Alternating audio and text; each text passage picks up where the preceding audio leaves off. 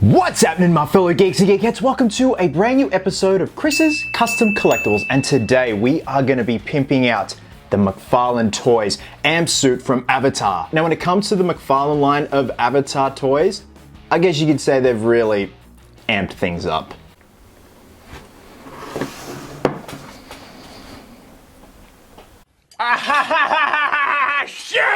So overall, this is a badass looking figure. The detail is absolutely stunning. The only thing, and it's the same in the film, in the first Avatar, the paint job is just so dull and boring. And I know they're going for accuracy, but you dead set look at the amp suits in the film and they're pretty plain Jane, like plainer than a Jat's cracker. So the idea with this custom collectible is we're just gonna have some creative freedom when it comes to redetailing, adding rust and stuff like that. I want this thing looking absolutely disgusting and gnarly because we're gonna be doing a dynamic base to complement this. So it's gonna be one of those things where it's the yin and the yang. Now, some components that we're gonna be using for the dynamic base are aquarium accessories. So I went to my local pet barn just down the road. If you're in the States, you've got bloody PetSmart, PetFart, all that type of stuff. And you go to the aquarium section and the accessories they have for stuff that you put in your fish tank looks like plants and flowers and stuff that you would see in Pandora. So I snagged a couple of pieces. I probably will go back and raid their aquarium section again because these things are absolutely perfect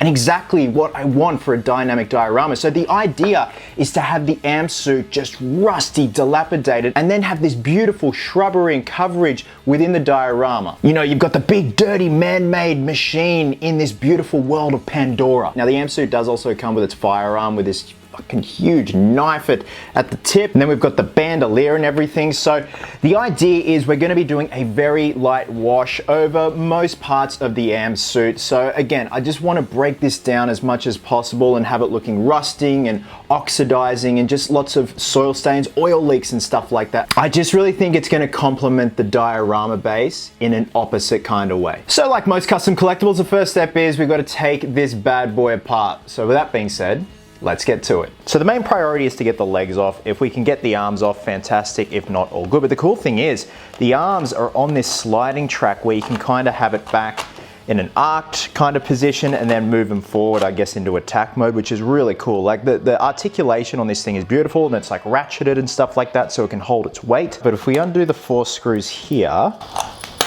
remove that, and there we go. How easy is that? Just pops away.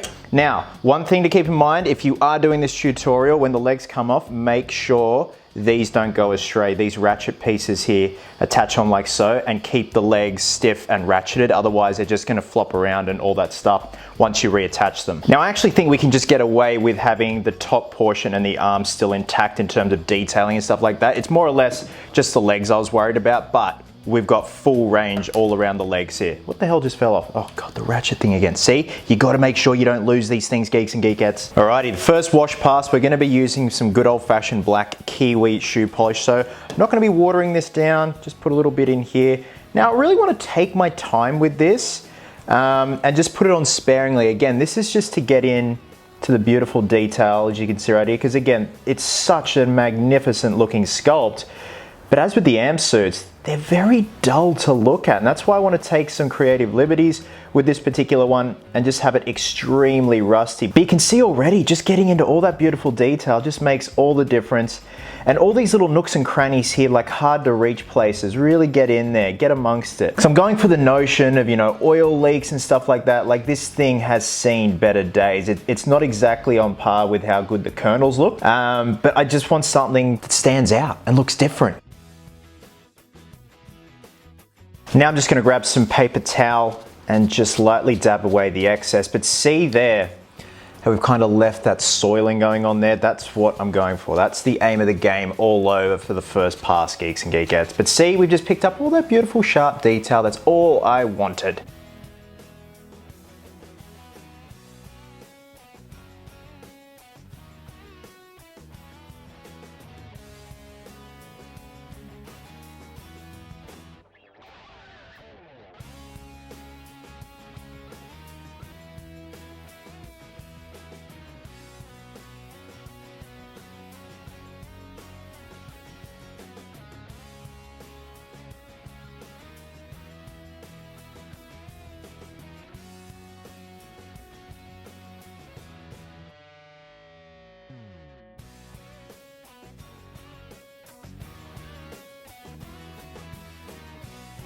Now, whilst I'm really happy with how the shoe polish has gotten into all that beautiful detail, it still looks very dull. The overall aesthetic just doesn't really pop. So what we're gonna do is break up certain areas and start to detail and do some edges, like some scuffed edges. And for that, you know the drill, geeks and geekettes. We're gonna be using some good old-fashioned rub and buff. But not just that, a fresh tube of rub and buff. This is the first tube of rub and buff I've had to buy in like 3 years. It's crazy. The previous silver leaf rub and buff lasted a good 3 years, I reckon, because it's one of those things, a dabble do, you know, we're dry brushing stuff on. So I guess the main purpose with this step is we're gonna go in some of the geared areas, you know, where there'd be separation from the thigh to the shins and stuff like that, just to break up the monotony of the dark grays, the browns, the blacks and stuff like that. And also doing some scuffing on edges where it's been so scuffed and damaged that it's exposing raw, fresh steel under there. This is the part where you can get really creative, and you can see how dull it looks at the moment. It's almost blending in with the drop bag I've got here. It's ridiculous. We've got this beautiful geared detail here in the elbow joint, in the shoulder joint and stuff like that. Just stuff that is really gonna overall bring this up a couple of notches in terms of detail and make the details pop. And now the same is gonna be done on the gun as well, but at the same time I'm gonna be grabbing a gold rub and buff and dry brushing it onto the bandolier here just to highlight the ammunition. Again, some creative liberties have been taken with detailing this, but I just wanna do my own thing. Have a bit of fun with it, have the details pop, because like I said, the original aesthetic and paint job on the amp suits in the film, it's quite dull. So once this step's done, we're gonna move on to some rust details, some soiling and some oil stains, etc. And then I'm pretty sure we can call it a day on the amp suit and move on to the base. As always with rub and buff, just a little dabble do you. So we're just gonna get very minimal on our brush here. So first step is we're gonna try this area here just to highlight all that beautiful detail. Yeah, that's what I want. Just that kind of hammered look, and dragging it across this detail here. So even on the shin here where there's just a subtle bit of angling, just lightly doing that, even dragging it across like so, like it's really exposed the metal there. Again, just breaking up the monotony of just the rust, the browns and the blacks and stuff like that. Now we can even scuff up here like so, run it across here. So how this looks, I'm gonna repeat this over all of the other pieces of the amp suit. Also getting creative at, try not to make it too uniform, but also at the same time, just break up the monotony of what we got here so far.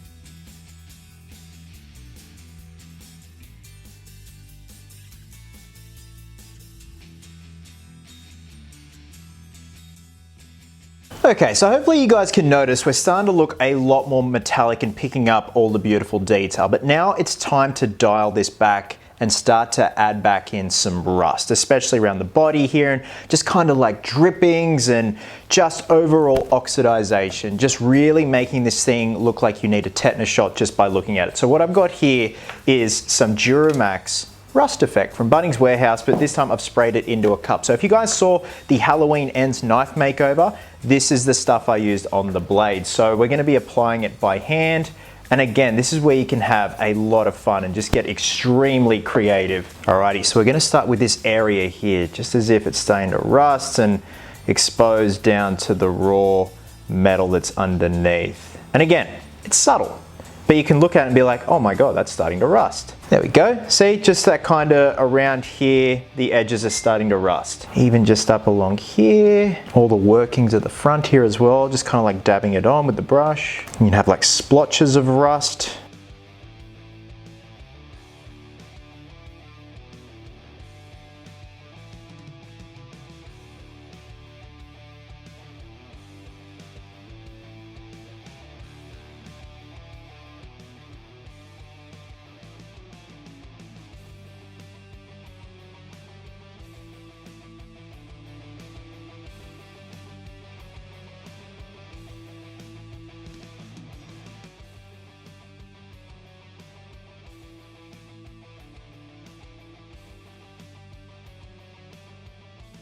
Now before we seal this up and move on to the base, I'm just grabbing that yellow ochre oil color again and just going around all the riveted areas or areas that would have holes that would be like leaking and stuff like that, and just almost doing like a drip pattern, as you can see right there. Just helps with the dilapidation, the rustic look, even highlighting certain lined edges, just adds to that soiling. You can even do some around the feet. Again, this is a very subtle detail, but it just helps. Now, another little detail I'm gonna add all over the amp suit is some oxidization. So I've grabbed myself a grass green acrylic, we've got a classic white and a sky blue. Mix them together and you have a very off-white turquoise. So you wanna get as minimal as you can on your brush. I'm just kind of damping it out on some paper because you don't want it too heavy. This is more about just subtlety, and certain parts of the amp suit are starting to oxidize. So if we just go around certain crevices and stuff like that, especially where there'd be a lot of movement and stuff like that, and corrosion and oxidization, even up here just around the 11D count, it just kind of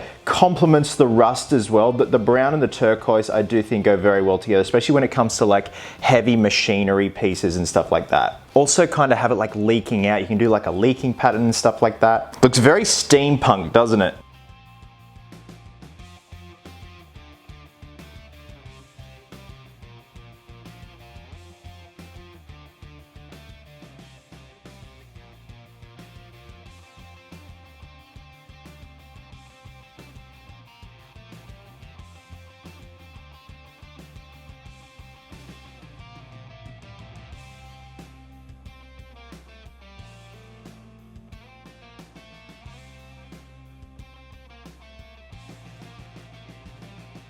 Now it's time to seal this up and give it a true matte sheen, because I do love a matte finish. It really does help details pop, especially in the case of something that's rusty, oxidized and stuff like that. So for that, I'm going to be using the Liquitex matte varnish fed through my airbrush, and also we're going to be fogging up the windshield at the same time and then scouring back the excess to really cake up and dirt up around the edges of the windows. And then we can move on to the base.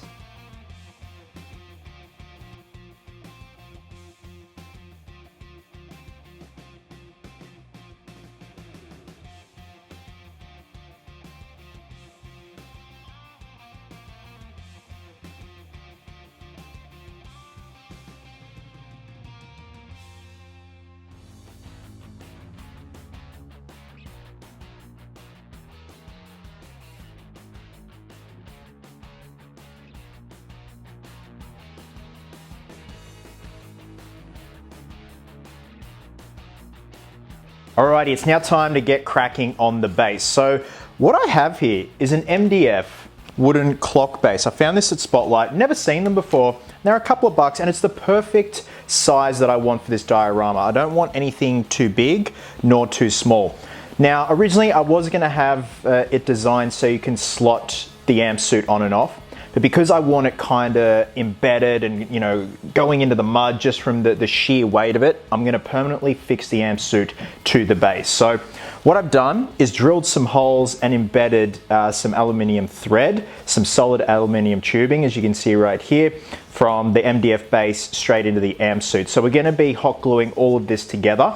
Now, remember those aquarium pieces that I showed you at the beginning of the video? So we're going to strategically place them around. And again, I want this base looking as Pandora as possible. So we've got some stuff here, some stuff there. I might have something at the front here like that. And we also have these accessories here. So I'm going to be gluing all these pieces down. Now, because I need things to look natural and as if, you know, this trunk has been there for decades, I have some hobby turf here that I'm going to be mixing with some PVA glue. Now, this is the stuff I used on the Jurassic Park 4-wheel drive and T-Rex diorama a few months ago. So by mixing it with PVA glue, we can really cake it onto the base and blend these pieces into the base, as well as caking up around the feet of the amp suit, and also building up the back here and try and make some footprints at the back here. But again, the aim is to have this looking as dilapidated and disgusting as possible, and yet we have a beautiful, colorful looking base. So first step is we're going to hot glue all of these pieces down.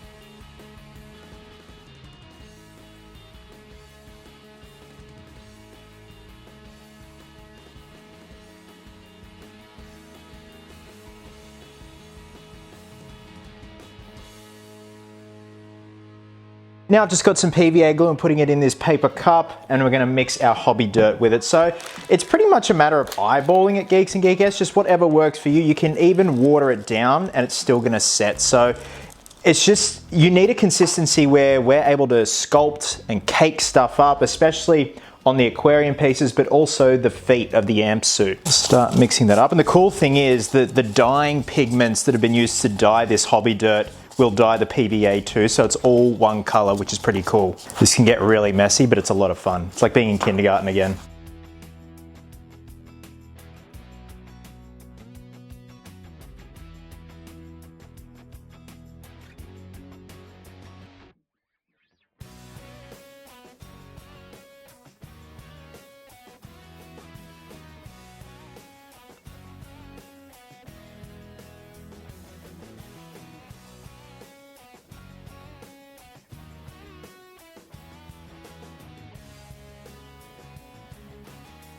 Okay, I've let this sit in the sun for a couple of hours now. I'm pretty happy, but I don't like how uniform it is, how it goes from kind of gravel to flat. So what I've done is I've salvaged the absolute dregs of some driveway dirt from mum and dad, because a lot of you guys know mum and dad have a lot of gravel on the driveway now, and it's like impossible to get driveway dirt. This is the dregs. This isn't like the traditional driveway dirt that I use, but I managed to get as much as I could. So I'm going to mix it with some more PVA and then sporadically put it around certain areas and just kind of get rid of the monotonous look of gravel flat, if that makes sense. Now, I'm also going to be adding some brown acrylic to it, some raw umber, and that's just going to help with the base coat, because I would like to give the illusion of we've got some grass but also some mud, especially where the actual amp suit is treading. Now, the reason why I'm using dried out driveway dirt, if it's wet it can contaminate the way the glue can dry, but once it's dried out, it's been in the sun, it kind of kills anything that's in there, and it's just essentially like mixing dust in with PVA glue.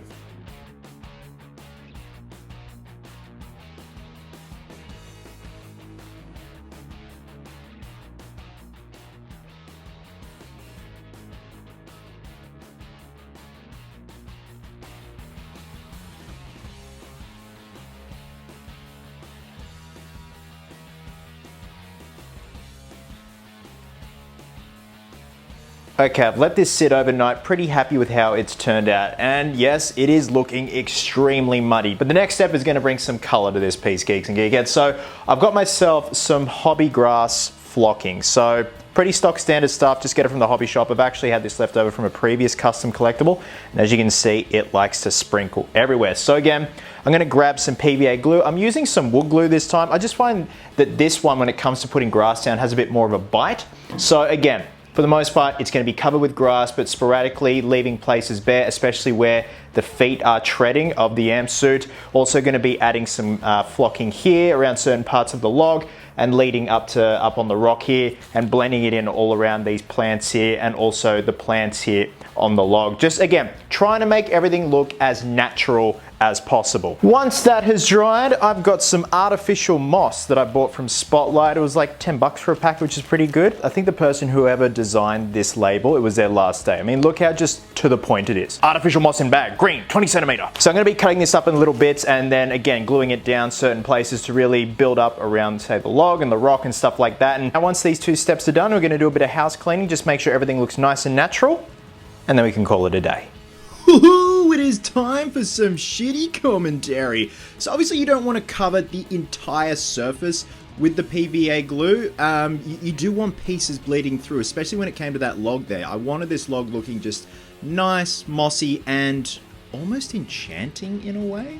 So there are times where I would have to pick the diorama up and put it on an angle to get in certain like undercuts, especially like in the opening of the log there and like in between the legs of the amp suit, just those hard to reach nooks and crannies, and also just getting a soft brush and really smushing in all of that grass. It just helps, and you're not going to waste a lot of grass by doing that. So I just took the diorama into the shower and used a blow dryer to blow dry the excess off, and it gets quite messy, so make sure like if you are doing this, your shower is enclosed because that stuff travels.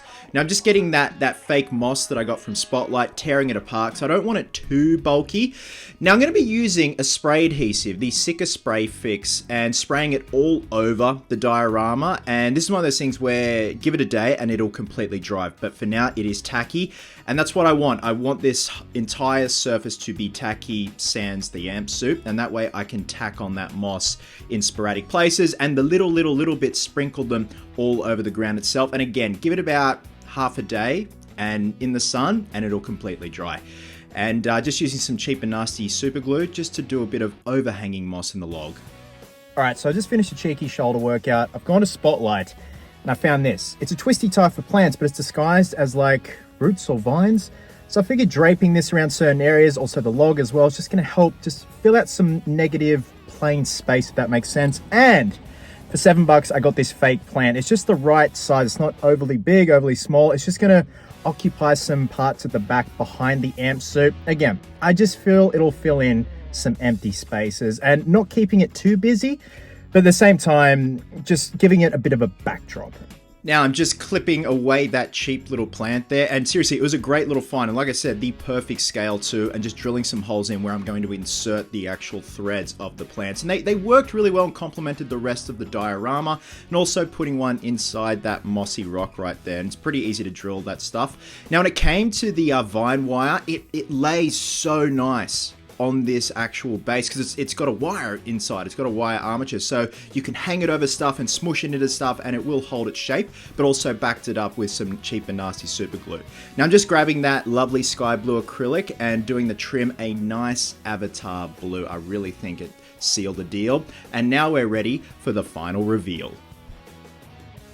You didn't think that was it, did you? I've got one more addition to the amp suit, and come on, we got to add the Colonel to this one. So yeah, McFarlane Toys actually make a figurine of the Colonel. It is ridiculously expensive considering the scale of it, but I had to add it to the amp suit, geeks and geekettes. I mean, come on, it's Stephen Lang, it's the Colonel. Now we can call it a day.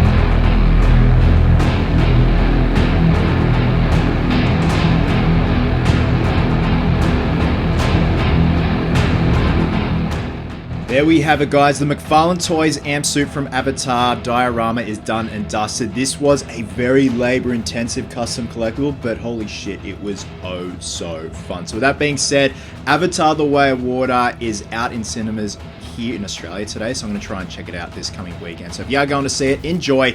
Wherever you are in the world, please have yourselves an absolute cracker of a day. I hope you're well, hope you're happy, be merry, be silly, and until next time, geeks and geekettes, please always remember, cosplayers do it best.